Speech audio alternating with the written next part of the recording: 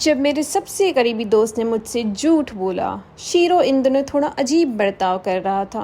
राइटो ने सबसे पहले छोटी छोटी बातों में फ़र्क देखा, लेकिन शीरो की नज़र चुराना। जब राइटो अपने माता पिता की बात करता तो विषय बदल देना, और वो रहस्यमयी दराज जिसे हमेशा लॉक रखा जाता था।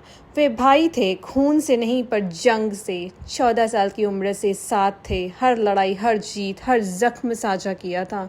उन्होंने कसम खाई थी कभी एक दूसरे से नहीं कुछ छुपाएंगे, पर अब कुछ छिप रहा था। और उस रात राइटो को सच्चाई पता चली। राइटो एक सोलो मिशन से देर रात लौटा। सेफ हाउस में अंधेरा था, शांति थी। शीरो या तो सो रहा था या सोने का नाटक कर रहा था, लेकिन वो दराज जो हमेशा बंद रहती थी थोड़ी सी खुली हुई थी। राइटो थोड़ा रुका, फिर धीरे से उसे पूरी तरह खोला। अंदर एक छोटा सा डेटा ड्राइव था और उस पर चिपकी थी एक फ़ोटो राइटो की, जब वो छोटा बच्चा था।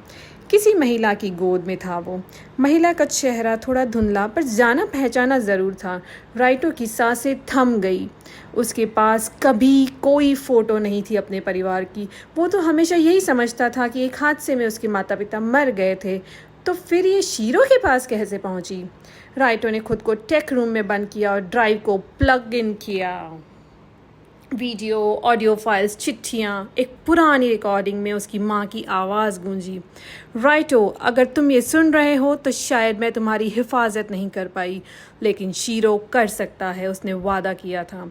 उस रात राइटो सोया नहीं, सब सुनता रहा। सच ने उसे तोड़ दिया।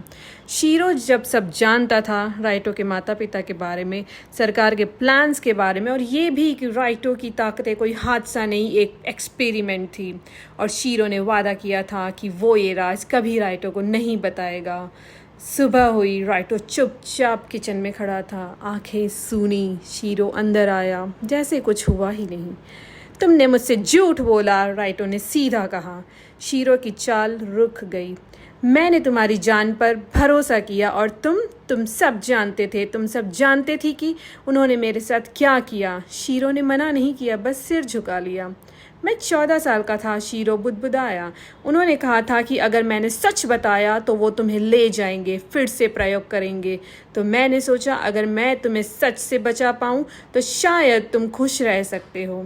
राइटो की आवाज़ भर्रा गई। तुमने मुझे रक्षा नहीं की शीरो, तुमने मुझसे एक झूठ में मुझे कैद कर दिया। शीरो ने आगे बढ़ते हुए कहा, मैंने गलती की, मैं मानता हूँ, लेकिन सब कुछ मैंने तुम्हारे लिए किया।